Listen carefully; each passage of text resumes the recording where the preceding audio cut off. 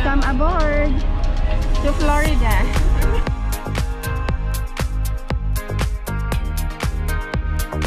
Guys, nakaupo na ako sa bed. Maagaraw.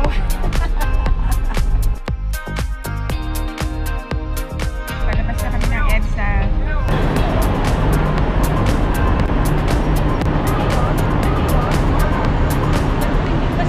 Pasok kayo para makita nyo. Yes, sasakay na kami ng bus papuntang Tuguegarao. First time namin maka-experience ng sleeper bus. Saan ako, sis? Dito. Sa pangalawa? Okay. Ganito ang sleeper bus. Hello! Hello! Tingnan natin, makikiano tayo, makikiyosyoso. Anong masasabi mo, Sis Maan? First time kami. Ganito pala to, ayan o. Guys, tingnan nyo yung ano ni Kuya. Dito kami. So, meron siyang hagdanan dito sa kabila. Pwede ka makidaan dito pag umakyat.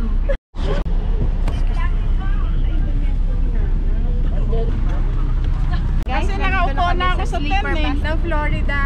Kailangan mong tanggalin yung sapatos mo pagka aakyat ka, which is good naman for hygiene, diba? Yeah. So, iiwan mo lang yung sapatos sa baba. So guys, sana makatulog kami. Kung hindi, okay lang din naman. Kung hindi makakatulog. So, Kukwentuhan tayo. Oo, marami pang pumapanik. Dami yatang passenger nito ha. Ang ticket per head is 1.4. Pero kung i-compare mo sa Victory 1.7, a little bit pricey na. Hopefully sa pagbalik namin makakuha kami ng sana makakuha kami ng space ng booking sa sa Victory. So then you will see how it looks like para makita natin yung comparison between Victory and Florida. Oo. So ayan guys, busy pa sila. Everyone is getting up inside of the bus. Welcome aboard to Florida. So yan yung along EDSA. Yung a few walks away, yan yung Camias Road na. Nagte-text na si Sister Madel sa kanyang mga anakis. Nakahiga na si Sister Ma, ano? Sukat ko nga kung hanggang saan ako eh.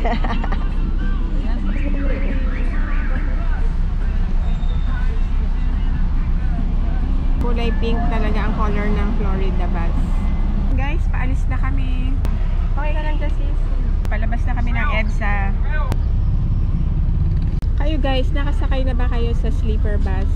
Ngayon ko lang nalaman kaya pala sleeper bus kasi sa gabi nga talaga bumabiyahe kasi nga nakahiga ka. Dahil pag umaga, hindi ka naman hihiga, diba? Walang babiyahe, upo ka lang. Kahit matagal ang biyahe, upo ka lang talaga. Eto, sleeper bus kasi you have to get to sleep during the travel. So, hindi ko pa natanong si Kuya kung meron kaming stopover in between of the travel. Kasi medyo matagal-tagal na biyahe yan. And there's nothing to worry about the toilet kapag when you get to pee. Kasi merong toilet sa gitna. So, ano yung pakiramdam sa sleeper bus pagka nasa second deck ka? Ang feeling ko, hindi ko pa alam. Kasi papaalis pa lang kami. Ano, mako-compare ba natin to sa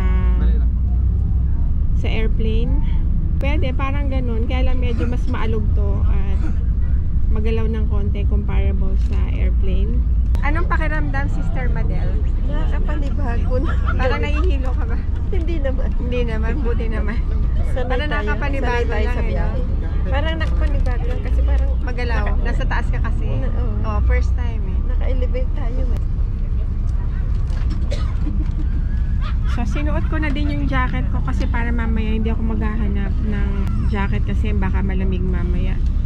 So, at least meron akong food. Pagka malamig na siya, you just have to put like this. Pero mamaya na yan, pagka sobrang malamig na. Mamaya pag dumaan si Kuya na conductor, tanungin natin kung merong stopover in between. Ayan, tanungin natin si Kuya. Kuya, tanong ako sa'yo. Kuya, ano, meron tayong stopover in between o dire-diretso talaga to? Stopover tayo sa Tarlac po. Pura Tarlac. Anong oras yun? Sandali lang yan. After 2 hours. 2 hours. Tapos dire-diretso na? Hindi mapapagod si kuya? Dalawa driver. Dalawa driver. Nasa likod driver. Sa likod natutulog na. Natutulog na, nagpapahinga yung isang driver. Para ready siya mamaya. Nasaan siya? Hanapin natin si kuyang driver mamaya. May ka-alternate pala si kuya. Kala ko siya yung ka-alternate. Ito, we're now along Timog na pala kami dumaan.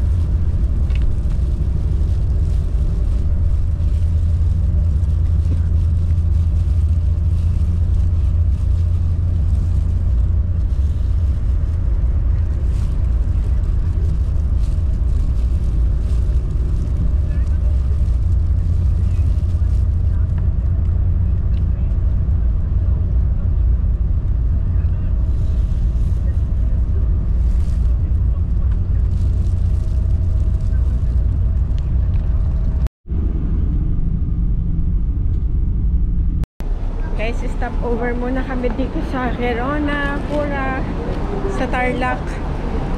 Saan ang toilet, kuya? Diretso. Ayun yung aming bus.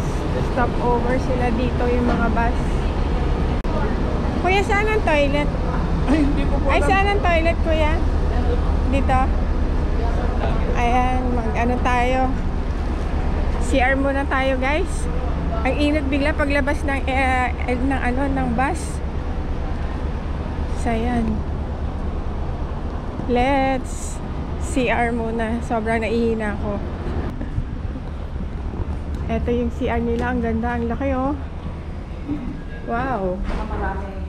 Mukhang very accommodating yung kanilang toilet dito. Ang laki.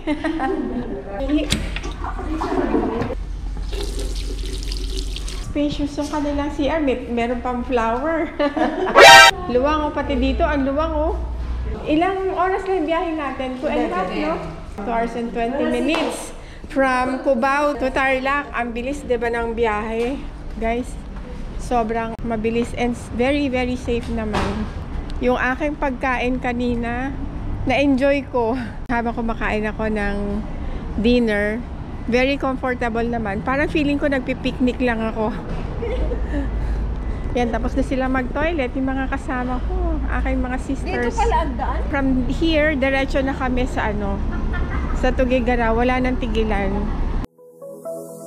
Ito yung tigilan ng mga bus. Puro Florida ata. Puro Florida. Yung mga nag-stop over dito. Ito talaga yung stop over nila. Ito yung aming bus. Nagpipicture taking ka muna kami, syempre, para may remembrance kami sa Tuguegarao. Galing mag-vlog ni ano eh. Ayan, paakyat na ulit kami. Balik na sa aming higa. May LED light. At kami ay papanik na. Hawakan lang. Tara guys, punta na tayo ng biyaheng Tuguegarao. May mga natutulog na, ang ingay ko pala. Ito ang aking upuan, guys. Ayan, oh. Meron ako kompleto, may unan, meron akong kumot, mga anit-anit ko, dala-dala ko. Sabi ko nga, dala ko yung bahay namin. Ayan, oh. Ayan, guys, balik na ako sa aking pwesto. So, mamaya, wala na kaming stopover. Guys, alam niyo ba kung anong ginagawa ko? Tinatakpan ko kasi sobrang lamig. Tinakpan ko kasi sobrang lakas ng ihip ng hangin. A few moments later. Good morning guys! Nandito na kami sa Tuguegarao. 20 minutes na lang bababa na kami. Ang mist sa labas, tingnan nyo guys, oh. Makapal yung hamog sa labas. Kaya nakababa na kami at tapos na yung biyahe namin. Saan kayo? Yung luggage lang po namin. Bagahe. Bagahe? Ayun. Yung black pa po. Ayan o. Ay. Ayan, nandito na kami sa Tuguegarao. Thank you, Lord.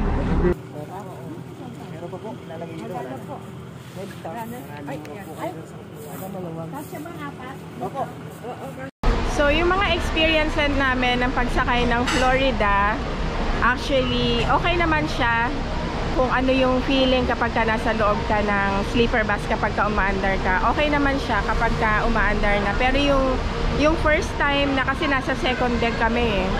So pag under pa lang yung paglabas from EDSA, yung parang I'm not comfortable kasi syempre gumagalaw and then you're on the second floor.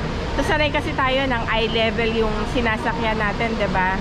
Comfortable ba sa paghiga? Actually comfortable naman siya.